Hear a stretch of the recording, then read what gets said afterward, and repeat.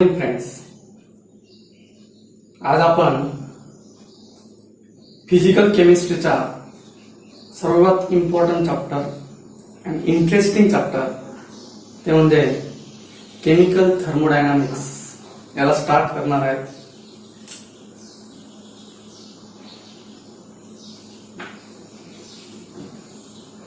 Physical chemistry.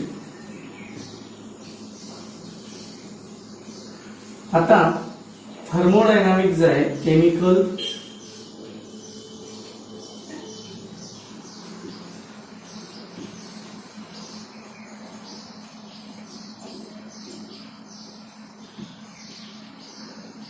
Thermodynamics हे chapter CBSE ला 11th स्टँडर्डला आहे.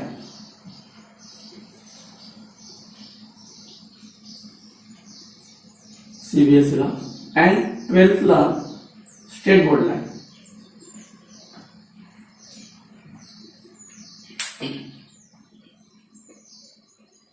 सीबीएसई चे 11th स्टुडंट थर्मोडायनामिक्सचा चॅप्टर स्टडी करतात आणि स्टेट बोर्डवाले महाराष्ट्र स्टेट बोर्डवाले 12th चे स्टुडंट आहेत त्यांना हे केमिकल थर्मोडायनामिक्स चॅप्टर आहे. तर केमिकल थर्मोडायनामिक्स स्टार्ट करण्याच्या आधी आपण काही टॉपिक आपण रिकॉल करून घेणार आहे. What do mean by energy. Energy म्हणजे काय? तर जसं की आपण बर्फाचं पाण्यात रूपांतर बघतो, ice to water, water to water vapour. तर हे काय झालं तर एनर्जी ट्रान्सफॉर्मेशन झालं. बरोबर. तर ह्या एनर्जी ट्रान्सफॉर्मेशनला आपण म्हणतो ते त्याच्यात एनर्जी जी आहे बर्फामधली वॉटरमध्ये गेली, वॉटरमधून वॉटर वेपरमध्ये गेली. त्याचं बेस्ट एक्झाम्पल अजून आपण दुसरं घेऊ शकतो. डॅम मध्ये जे वॉटर अप्पर लेवलला जे स्टोअर केलेलं असतं तर ते स्टोअर केलेलं जे वॉटर आहे ते पोटेन्शियल एनर्जीमध्ये स्टोअर केलेलं असतं आणि त्या ज्यावेळेस ते दरवाजे सोडले जातात डॅमचे त्यावेळेस ते जे वॉटर आहे ते पोटेन्शियल एनर्जीमधून कायनेटिकल एनर्जीमध्ये कन्वर्ट केलं जातं. आता हे झालं एनर्जीबद्दल. आता आपल्याला माहित आहे की एनर्जीचे डिफरंट फॉर्म्स आहेत, जसं की solar energy, light energy, wind energy, sound energy, असे भरपूर एनर्जीचे प्रकार आहेत. आपण केमिकल थर्मोडायनामिक्स मध्ये नेमकं काय शिकणार आहे? तर अगोदर केमिकल थर्मोडायनामिक्सचा मिनिंग समजून घेऊया आणि स्टेट बोर्डच्या पुस्तकात त्याचं मिनिंग काय दिलेलं आहे आणि ऍक्च्युअल आपण मिनिंग तो पण बघणार आहे एकदम सिंपल लँग्वेजमध्ये. सिंपल लँग्वेजमध्ये आपण मिनिंग बघूया. थर्मो म्हणजे काय?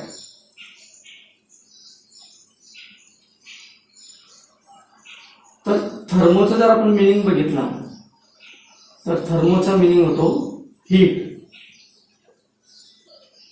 आणि डायनामिकचं जर मिनिंग बघितला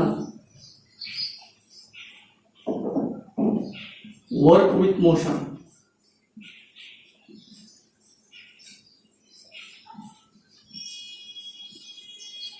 वर्क विथ मोशन.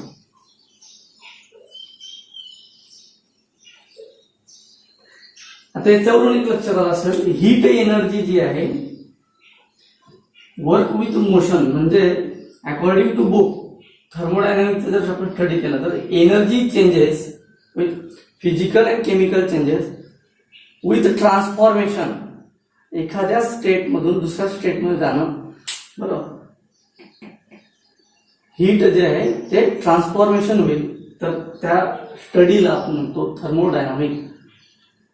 ज्या रिॲक्शनचा आपण स्टडीमध्ये वर्क विथ मोशन ज्या हीट एनर्जीच्या रिॲक्शन जे असते महत्वाचं, ज्या हीट एनर्जीच्या ज्या रिॲक्शन आहे त्या हीट एनर्जीच्या रिॲक्शन वर्क विथ मोशन अशा जर स्टडी असतील, फॉर एक्झाम्पल आपण नॉर्मली मॉर्निंगला टी घेतो, चहा घेतो, तर चहा घेत असताना जे पाणी गरम करतो, दूध गरम करतो, तर हे जे काय झालं हीट ट्रान्सफॉर्मेशनची रिॲक्शन आहे.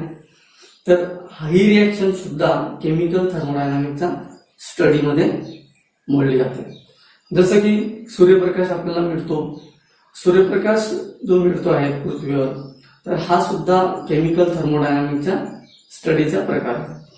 तर अशा प्रकारच्या रिएक्शन्स केमिकल थर्मोडायनामिक्स ह्या टॉपिकमध्ये कव्हर होतो. थर्मोडायनामिक रिएक्शन जे आहेत ह्या फिजिकल अँड केमिकल रिएक्शन जे असतील, म्हणजे केमिकल रिएक्शन यांचा जो रेट असतो, रेट म्हणजे काय, रिएक्शनचं स्पीड, याच्या बाबतीत काही मेसेज म्हणजे काही आपल्याला इन्फॉर्मेशन तो देत नाही. No information about the rate of physical और केमिकल रिएक्शन. थर्मोडायनामिकच्या ज्या रिएक्शन असतील त्या रेटच्या बाबतीत इन्फॉर्मेशन आपल्याला थर्मोडायनामिकच्या रिएक्शन देत नाही. आता थर्मोडायनामिक स्टडी करत असताना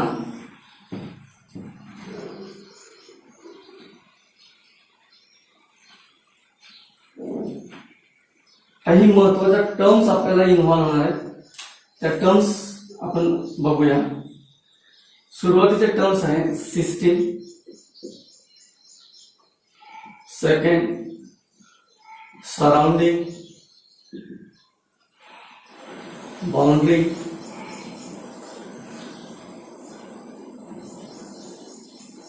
सुरुवातीला आपण 3 टर्म्स स्टडी करणार आहेत, system, surrounding and boundary.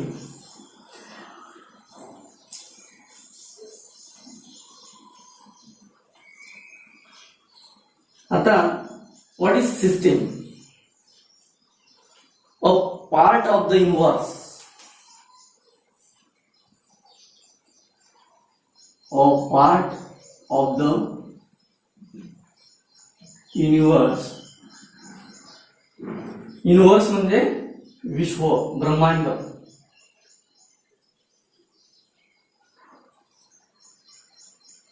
A part of the universe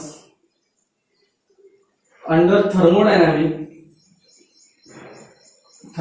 reaction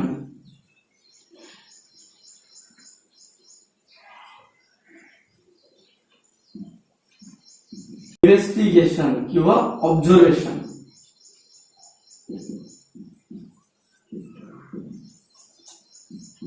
investigation is called system.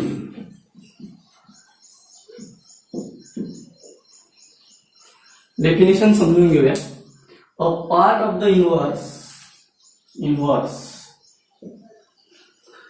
Under the thermodynamic reaction investigation is called system. Universe म्हणजे ब्रह्मांडाचा असा एक पार्ट की ज्याच्यामध्ये आपण थर्मोडायनामिक रिएक्शन इन्व्हेस्टिगेशन करतोय, ऑब्झर्वेशन करतोय, त्या टॉपिकला म्हणजे त्या पार्टला आपण म्हणतो सिस्टीम. आता फळ्यावर मी ब्रह्मांड दाखवू शकत नाही कारण विश्व खूप मोठं आहे ब्रह्मांड, पण आपण ब्रह्मांड दाखवण्याचा प्रयत्न करूया. जसं आपण मॅथमॅटिक्स मध्ये सेट चॅप्टर मध्ये इमॅजिनेशन म्हणजे लिहितो त्या पद्धतीने आपण ब्रह्मांड काढण्याचा प्रयत्न करूया. समजा हा ब्रह्मांड आहे म्हणजे युनिवर्स,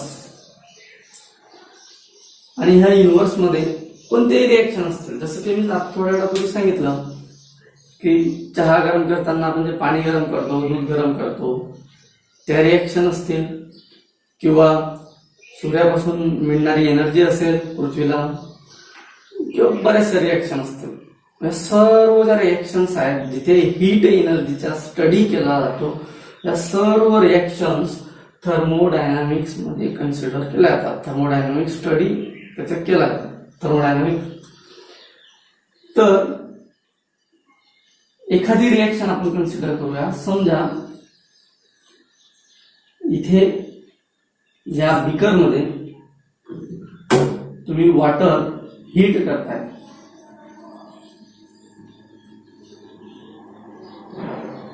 वॉटर हीट करताय, तर हा जो बिकर झाला हा झाला सिस्टीम. म्हणजे ह्या पूर्ण युनिव्हर्स मध्ये हा जो पार्ट आहे जिथे आपण इन्व्हेस्टिगेशन करणार आहे थर्मोडायनामिक रिएक्शन, तर हा पार्ट झाला सिस्टीम. सेकंड डेफिनेशन आहे सराउंडिंग. एकदम सिंपल, याच्यातून काही पार्ट आपल्याला रिव्हर्स करायचे. Other than system, a part of the universe other than system is called surrounding. म्हणजे या सिस्टीमचा अदर दॅन युनिव्हर्स मधला जो सिस्टीमचा जो अदर पार्ट आहे म्हणजे हा वाला, हा काय सराउंडिंग आहे.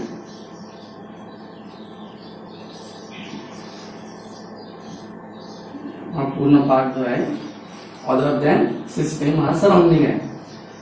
आणि बाउंड्री तुमचं लक्षात आलं असेल, सिस्टीम आणि सराउंडिंगचं जे डिव्हाइड करतं त्याला आपण बाउंड्री म्हणतो. या पद्धतीने आता तुमच्या लक्षात आलं असेल सिस्टीम, सराउंडिंग आणि बाउंड्री ह्या टर्म्स ज्या थर्मोडायनॅमिक्स मध्ये इन्व्हॉल्व होतात त्या लक्षात आल्या असतील. आता सिस्टीम आपण वन बाय वन डिटेल बघूया.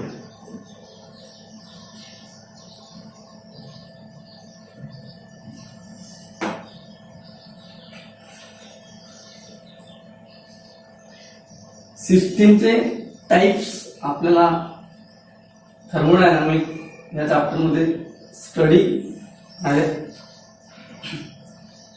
थर्मोडायनामिक हे जे चॅप्टर आहे हे ज्या पद्धतीने 11th 12th जसं इम्पॉर्टंट आहे त्याच पद्धतीने इंजिनिअरिंग मध्ये खूप इम्पॉर्टंट चॅप्टर आहे. स्पेशल ब्रांच आहे thermodynamic.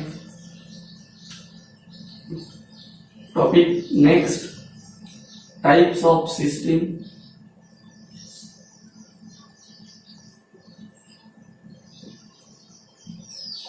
First type open system,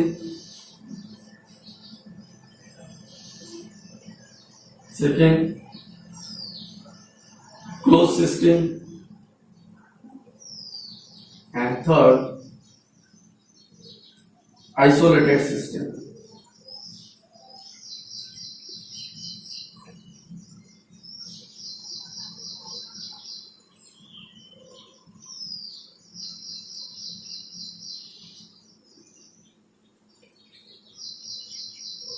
हे प्रत्येकाचा डेफिनेशन्स दिलेल्या असतात टेक्स्टबुक मध्ये. मात्र मी तुम्हाला एकदम सिंपल 2 वर्ड मध्ये तुम्हाला समजावून सांगतो. हे कसं लक्षात ठेवायचं. ओपन सिस्टीम, क्लोज सिस्टीम आणि आयसोलेटेड अशा पद्धतीने लक्षात ठेवायचं.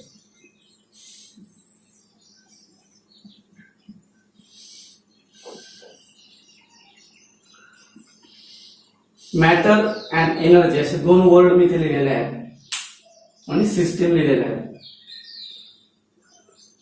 थोडं काही सेकंड तुम्ही गेस करा ही डेफिनेशन आपण कशा पद्धतीने बघणार आहे.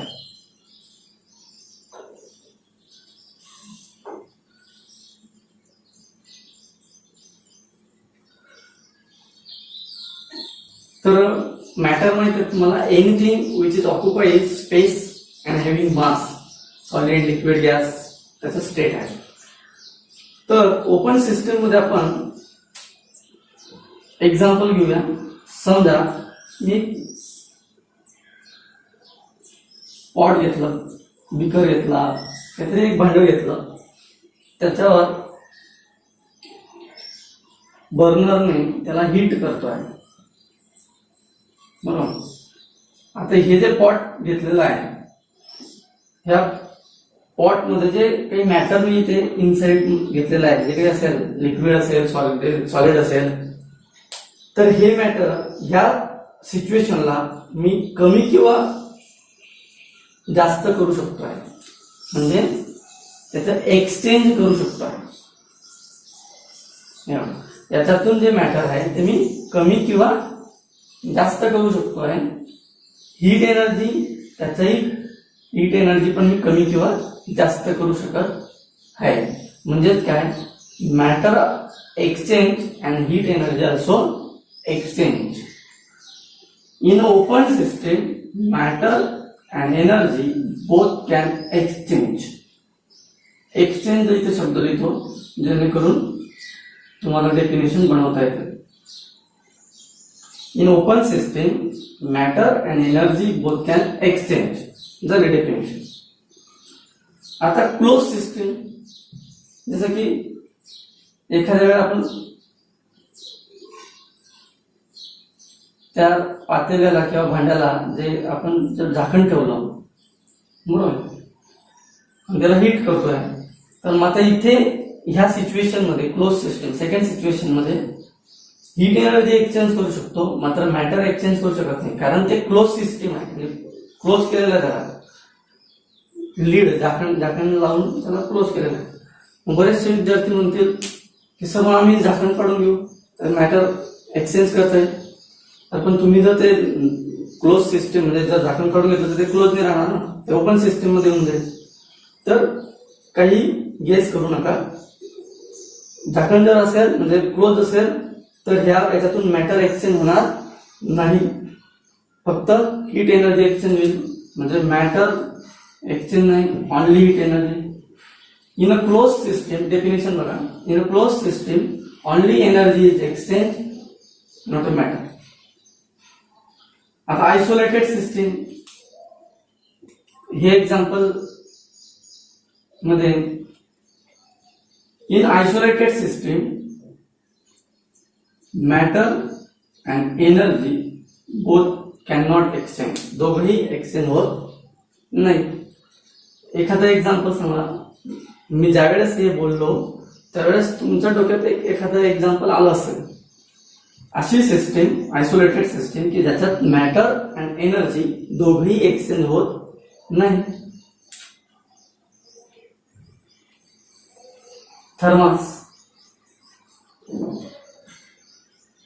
थर्मास मध्ये एकदाच जर मॅटर टाकलं गेलं तर ते मॅटर एक्सचेंज आपण करू शकत नाही, आणि त्याच्यातली जी हीट एनर्जी आहे ती पण एक्सचेंज होत नाही. जर गरम पाणी असेल तर गरमच असेल, थंड असेल तर थंड असेल. तर अशा पद्धतीने टाइप्स ऑफ सिस्टीम बघितलेले आहे आपण. तर एक्झाम्पल पण आपण तिथे लिहू शकतो, open system, close system and isolated सिस्टीमचे. एक वेळेस लिहायचं असेल तर लिहून घ्या.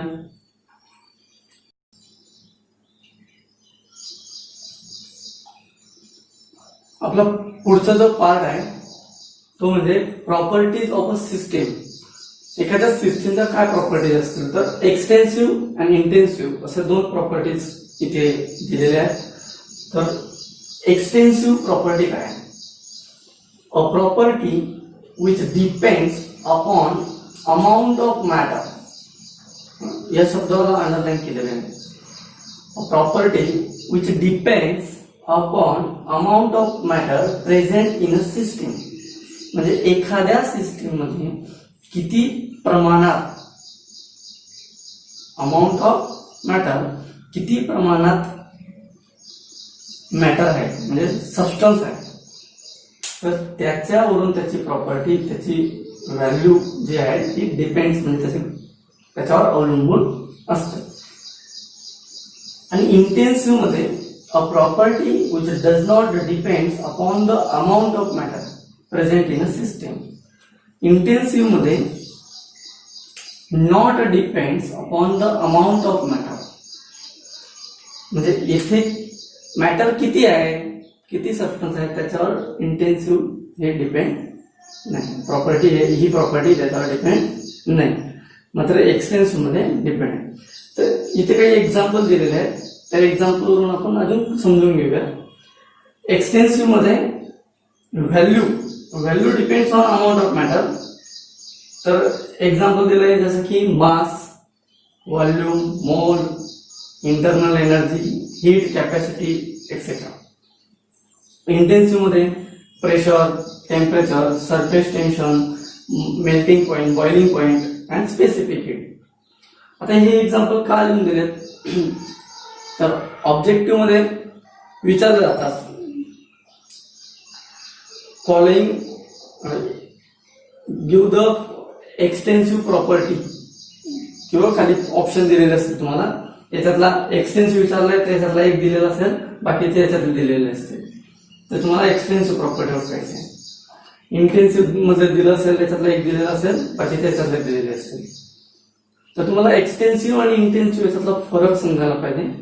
तर आपण एखादा एक्झाम्पल घेऊ. समजा मास. आता एखादी सिस्टीम आहे आणि या सिस्टीम मध्ये आपण जसं की सिरप बनवत आहे, शुगर सिरप बनवत आहे. शुगर सिरप मध्ये वॉटर घेतो आणि त्याच्यात शुगर आपण ज्या पद्धतीने जी क्वांटिटी शुगरची टाकणार आहे, समजा 5 ग्रॅम टाकले शुगर, तर त्या पद्धतीचं सिरप तयार होईल.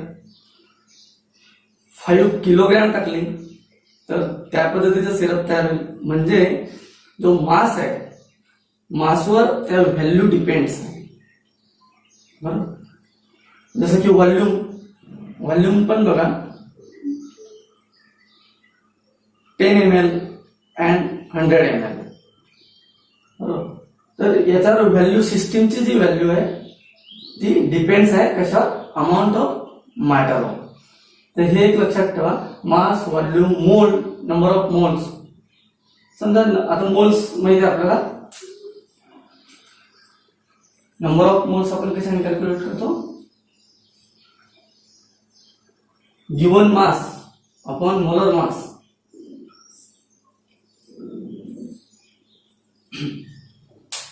Given mass upon molar mass.